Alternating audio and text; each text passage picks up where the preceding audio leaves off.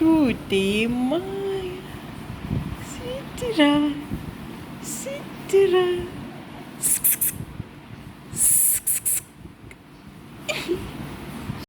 अस्सलाम वालेकुम दोस्तों, कैसे हैं आप सब लोग। उम्मीद करती हूँ जी सब बहुत अच्छे होंगे, बहुत खैरियत से होंगे। और यहाँ मैं जी अपनी भांजी को कर रही थी तूते माइयाँ। पुराना वर्जन वैसे इसका अल्लड़ बल्लड़ होता था। हंस रही है ये भी बैठ के।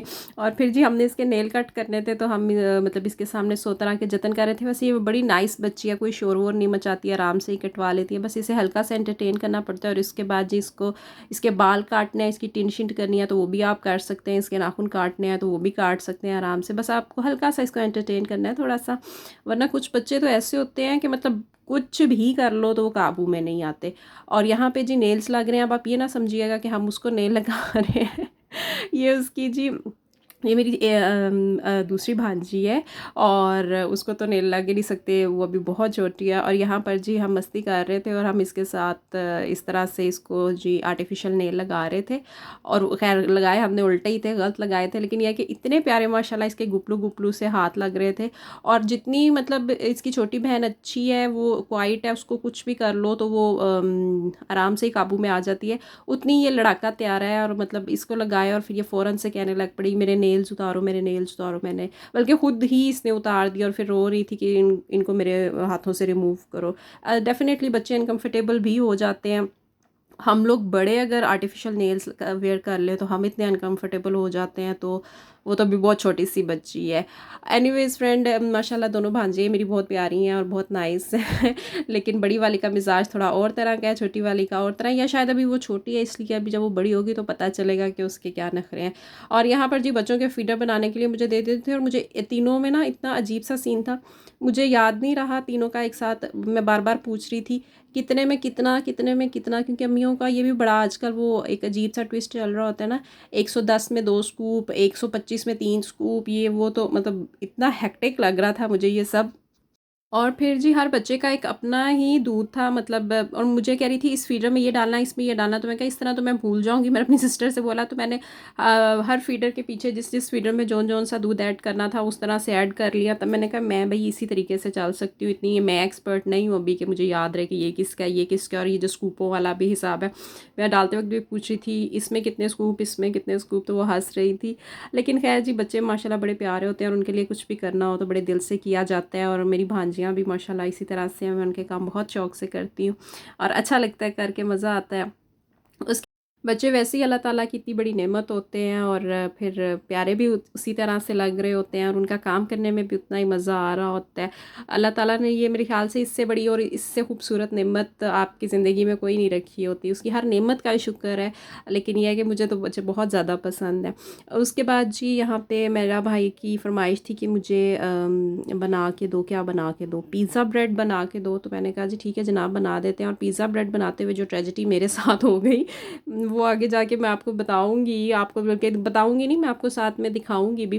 बहुत ही फ़नी सीन हो गया। और पहले ना मैं उस सीन को ऐड नहीं करना चाह रही थी, लेकिन फिर मुझे ना मेरे भाई ने कहा तुम बहुत रियलिस्टिक बनती हो तो चलो ये भी फिर मतलब बताओ कि तुम्हारे साथ क्या ट्रेजेडी हुई और शो कराओ। तो मैंने कहा अच्छा चले मैं वो भी दिखा देती हूँ और आगे जाके आप लोग देखेंगे। और यहाँ पे जी बनाने का तरीका मेरा यही था जो आप लोग देख रहे हैं और बनता भी इसी तरह से है। पिज़्ज़ा ब्रेड बन जाती है डिफरेंट डिफरेंट, सारी बातें ब्रेड के साथ जो भी एक्सपेरिमेंट कर लो। बड़ी कॉमन सी डिश है, कोई ख़ास करतब इस पर करने नहीं पड़ते। तो मैंने भी जी बस इस तरह से पिज़्ज़ा सॉस ब्रेड पे लगाने के बाद उस पर थोड़ी सी सब्जियों की टॉपिंग कर ली, चीज़ रख ली।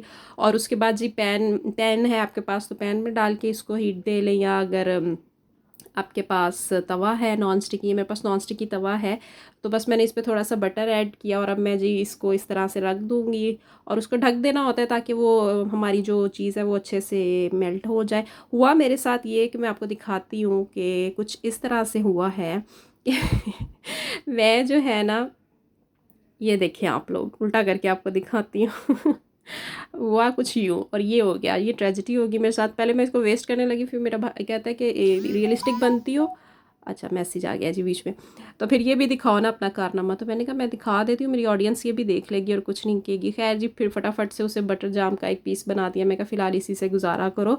और हुआ ये था कि मैं इसको तवे पे रख के ख़ुद अम्मी से बातें करने बैठ गई और मैं बिल्कुल भूल गई कि मैंने मतलब पिज़्ज़ा ब्रेड बनाने के लिए रखा हुआ है। मेरे जहन से स्किप हो गया और हम बातें करते जा रहे थे करते जा रहे थे। और जब अच्छी तरह स्मेल मेरे मतलब गूंजी है पूरे घर में कि कुछ जल रहा है कुछ जल रहा है, तब मैंने दौड़ लगा दी। अच्छा यूँ होता है ना दूध उबले तो भी आप दौड़ लगा देते हो, या कोई चीज़ जल जाए तो भी आप दौड़े लगा देते हो, बस वो वाली दौड़ मेरी लगी है। आप सबकी लगती होगी कभी ना कभी, सबको ये आइडिया होगा। तो बस उसी तरह की दौड़ मेरी लगी, पर उस दौड़ का कोई फ़ायदा नहीं था क्योंकि तब तक ये हो चुके थे ख़राब पूरी तरह से जल चुके थे, जैसा कि मैंने आपको दिखाया।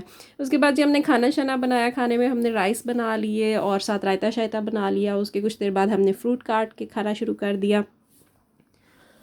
ये है जी गरमा, और गरमा हमारे घर में अभी तक फर्स्ट टाइम आया है। आई थिंक सो मार्केट में ही अभी आया है, वरना अगर पहले आया होता तो शायद हम पहले ही ले आते।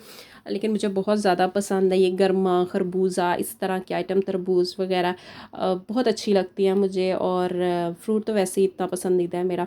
तो बस जी यहाँ पे फिर हम गर्मा शर्मा खा के, और अल्लाह का शुक्र है कि चावल वगैरह भी काफ़ी अच्छे बन गए थे, क्योंकि जिस तरह नाश्ता ख़राब हो गया था जल के, वो सीन दोबारा नहीं हुआ। वरना कभी कभी तो ऐसा होता है ना, ट्रेजेडी होने पे आए तो बार बार होती जाती है आपके साथ। उसके बाद जी फ्रेंड्स ये मेरे कपड़े थे जो मैंने तय करने थे, और मेरे कपड़ों के बीच से ना ये क्या निकला है, ये था चारे मगज़ और खशखास। अच्छा ये मेरे कपड़ों में क्या कर रही थी जेनुइनली मुझे नहीं पता।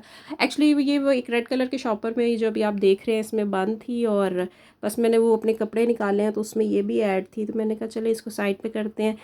कपड़े शपड़े तय कर रही थी मैं, और फिर मैंने अपनी अम्मी को देखा कि वो बाहर सब्ज़ी सब्ज़ी ले रही थी। मैंने सोचा मैं आपको भी बाहर का व्यू कराती हूँ। और उम्मीद करती हूँ जी फ्रेंड्स आपको आज की वीडियो पसंद आई होगी। जो भी छोटी मोटी एक्टिविटीज़ होती हैं मैं आपके साथ शेयर कर देती हूँ। वीडियो पसंद आए तो लाइक शेयर कर दिया करें, और मिलूँगी जी इंशाल्लाह ताला आपके साथ किसी और वीडियो में। तब तक के लिए दुआओं में याद रखिएगा। अल्लाह हाफिज़।